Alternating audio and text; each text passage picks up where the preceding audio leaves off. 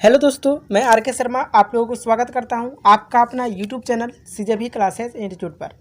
आज हम लोग प्राचीन भारत के बारे में पढ़ने वाले हैं जी कि हमारा जो प्राचीन इतिहास है उसमें भारत का वर्णन कैसे हुआ।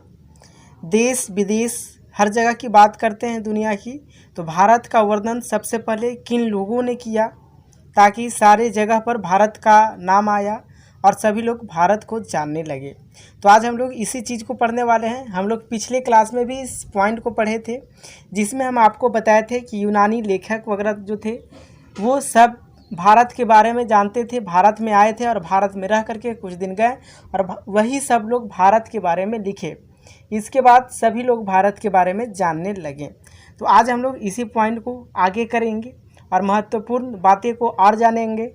तो अभी तक आपने इस वीडियो को लाइक नहीं किया है तो प्लीज़ इस वीडियो को लाइक कर दें और चैनल को सब्सक्राइब नहीं किए हैं तो चैनल को सब्सक्राइब करके बेल आइकन दबा दें। बेल आइकन पर आप ऑल को ज़रूर सिलेक्ट करें ताकि आपको हर रोज़ करंट अफेयर्स के साथ साथ जीके जीएस मैथ्स और रीजनिंग के साथ साथ सभी सब्जेक्ट का वीडियो का नोटिफिकेशन मिले और आप डेली वीडियो को देख सके। तो हम लोग चलते हैं अपना पॉइंट पर जी। तो हम लोग इसी पॉइंट को और आगे बढ़ाएंगे और हम लोग जानेंगे कि क्या क्या अभी और जानना है।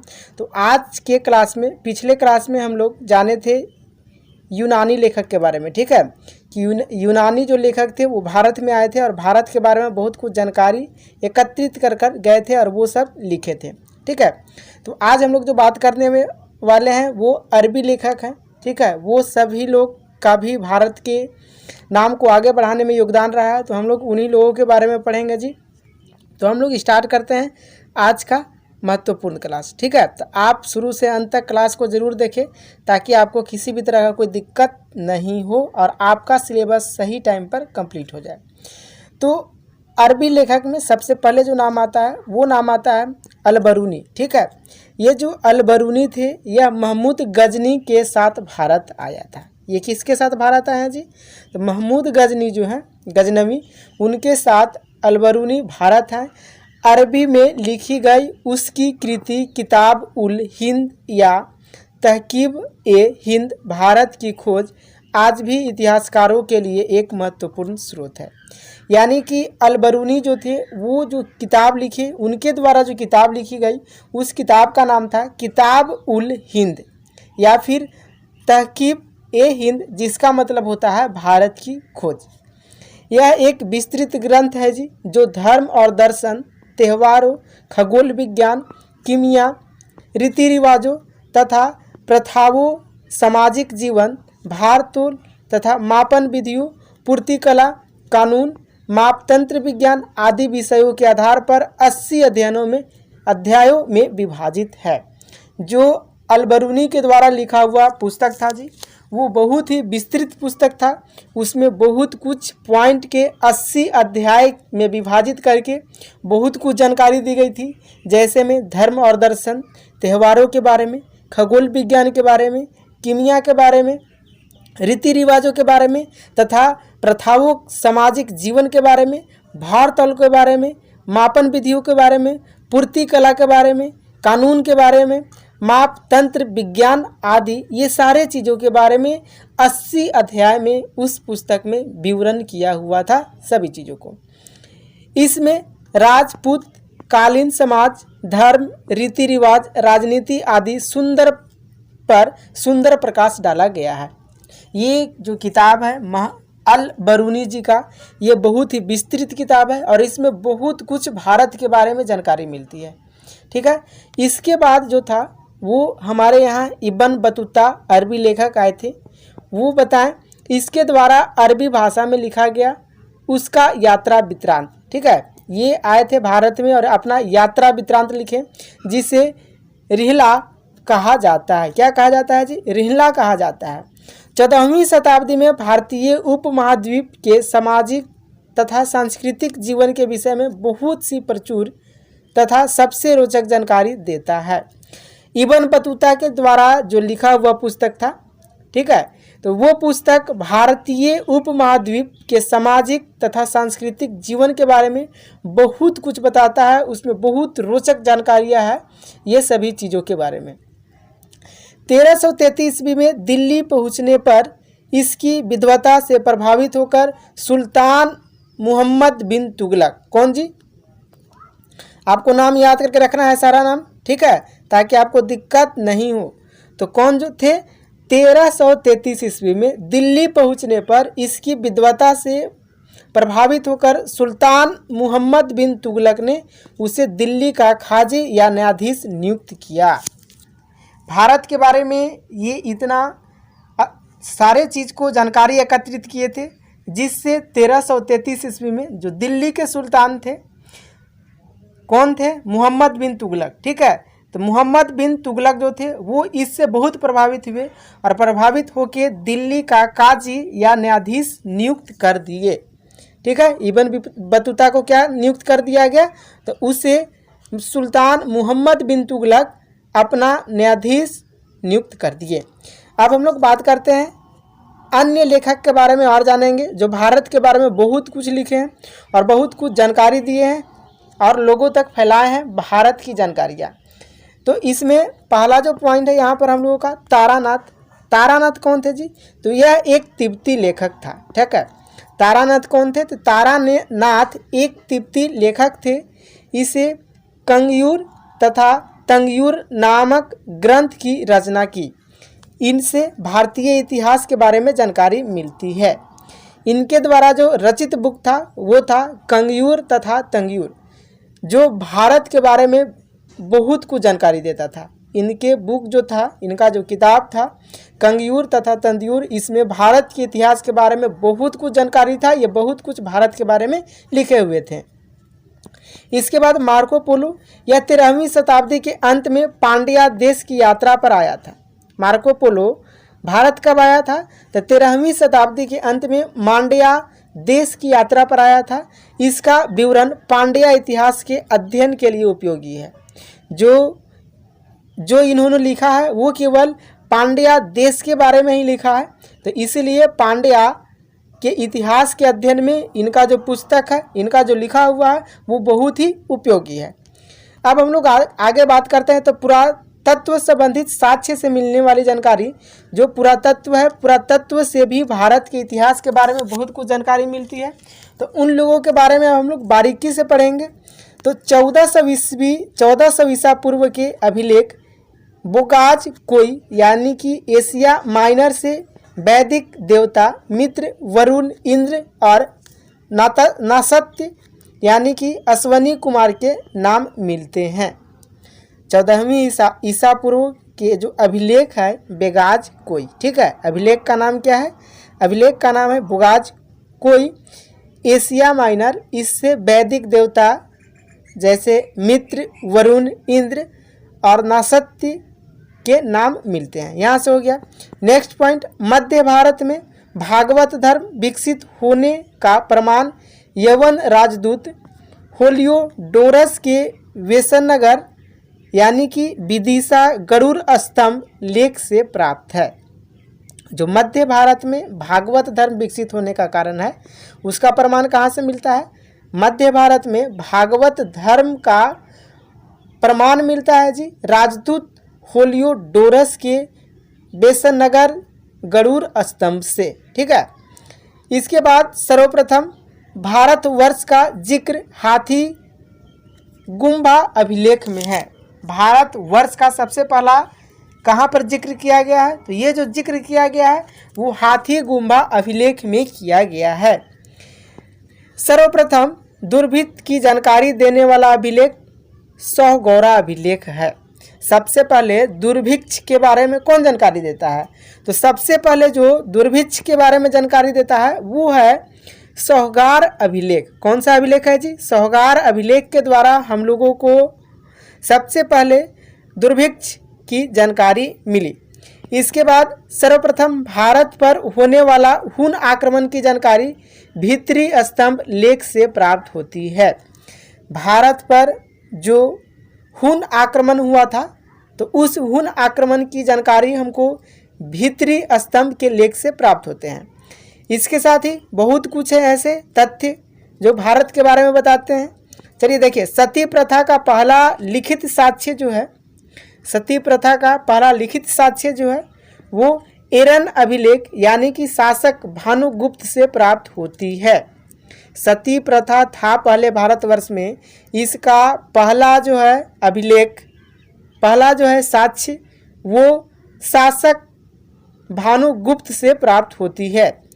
इसके साथ ही रेशम बुनकर की श्रेणियों की जानकारी मंदसौर अभिलेख से प्राप्त होती है। रेशम बुनकर की श्रेणी की जानकारी कहाँ से मिलती है? तो ये मिलती है मंदसौर अभिलेख से। आपको हम नोट में बता दें कि अभिलेखों का अध्ययन एपिग्राफी कहलाता है। जो अभिलेख का अध्ययन किया जाता है उसको हम लोग क्या बोलते हैं? तो अभिलेख का अध्ययन एपिग्राफी के मदद से करते हैं, और जब हम लोग अभिलेख का ग्रहण करते हैं तो उसको हम लोग एपिग्राफी कहते हैं। इसके बाद अगला जो पॉइंट है, कश्मीर के नवपाषाणिक पुरास्थल बुर्ज होम से गार्तावास यानी कि गड्ढा घर का साक्ष्य मिलता है। इनमें उतरने के लिए सीढ़ियाँ होती थी। ये जो थे गड्ढा घर, इसमें उतरने के लिए क्या होते थे जी? तो इसमें उतरने के लिए सीढ़ियाँ होती थी। ये कहाँ है? तो ये कश्मीरी नवपाषाणिक पुरास्थल बुर्ज होम से, ठीक है, गार्तावास से का साक्ष्य मिला है। कहाँ से? तो नवपाषाण पुरास्थल से, ठीक है। तो यहाँ पर जो गड्ढा घर था उसमें उतरने के लिए सीढ़ियाँ बनी हुई थी। इसके बाद प्राचीनतम सिक्कों के आहत सिक्के कहा जाता है। प्राचीनतम सिक्कों को क्या बोलते हैं जी? तो जो प्राचीनतम सिक्के थे, पुराने जो सिक्के थे, उसको आहत सिक्के कहा जाता था। इसी को साहित्य में कपार्सन भी कहा गया है। क्या कहा गया है जी? तो कसारपन भी कहा गया है। जो प्राचीनतम सिक्के होते थे उसको आहत सिक्का कहा जाता था, और इसी सिक्का को साहित्य में कसारपन कहा गया है। नेक्स्ट पॉइंट, सर्वप्रथम सिक्कों पर लेख लिखने का कार्य यवन शासकों ने किया। सबसे पहले जो सिक्कों पर लेख लिखे जाते हैं वो किसने प्रारंभ की? तो सबसे पहले वो प्रारंभ किए थे यवन शासक। कौन किए थे जी? यवन शासक सबसे पहले सिक्कों पर लेख लिखवाने का काम किए थे। नेक्स्ट पॉइंट, समुद्रगुप्त की बिना बजाती हुई मुद्रा वाले सिक्के से उसके संगीत प्रेमी होने का प्रमाण मिलता है। जो समुद्रगुप्त की बिना बजाती हुई मुद्रा है, सिक्का है, उससे संगीत प्रेमी होने का प्रमाण मिलता है। इसके बाद ही हम लोग आगे जानेंगे। तो आगे जो जानना हम लोगों को जी, इसमें हम बता दें कि जो था अरिकमेडु यानी कि पुदुचेरी के निकट, कहाँ है अरिकमेडु? कहाँ है? तो ये है पुदुचेरी के निकट से रोमन सिक्के प्राप्त हुए हैं। रोमन सिक्के कहाँ से प्राप्त हुए हैं? तो रोमन सिक्के जो प्राप्त हुए हैं वो अरिकमेडु यानी कि पुदुचेरी के निकट से प्राप्त हुए हैं, यानी कि यहाँ पर रोमन के सिक्के चलते थे। हम आपको नोट में बता दें कि सबसे पहले भारत के संबंध में वर्मा यानी कि सुवर्ण भूमि वर्तमान में म्यांमार है, मलाया यानी कि स्वर्णद्वीप, कंबोडिया यानी कि कंबोज, और जावा यानी कि यव द्वीप से स्थापित हुए। अब हम आपको मोस्ट इम्पोर्टेंट पॉइंट बताएंगे जी, अभिलेख, महत्वपूर्ण अभिलेख की जानकारी देंगे और इसके शासक के बारे में बताएंगे, ठीक है। तो आप लोग गौर से आराम से देखिए। चलिए हम लोग जानते हैं अभिलेख और शासक के बारे में। तो सबसे पहले जो हाथी गुफा अभिलेख था, तिथि रहित अभिलेख है, इसमें कोई तिथि अंकित नहीं है। हाथी गुफा अभिलेख जो है वो है तिथि रहित अभिलेख, इसमें कोई भी तिथि नहीं दर्शाया हुआ है। तो ये जो था कलिंग राज खारवेल, ठीक है, इसके शासक किसके शासनकाल में ये अभिलेख मिला है? तो ये कलिंग राज खारवेल के शासक काल में ये जो था अभिलेख था, ठीक है। इस अभिलेख को कब लिखा गया? तो कलिंग राज खारवेल के शासक में लिखा गया, शासन काल में लिखा गया। इसके बाद जो नेक्स्ट है जूनागढ़ यानी कि गिरनार अभिलेख, ये रुद्रदामन शासक का है।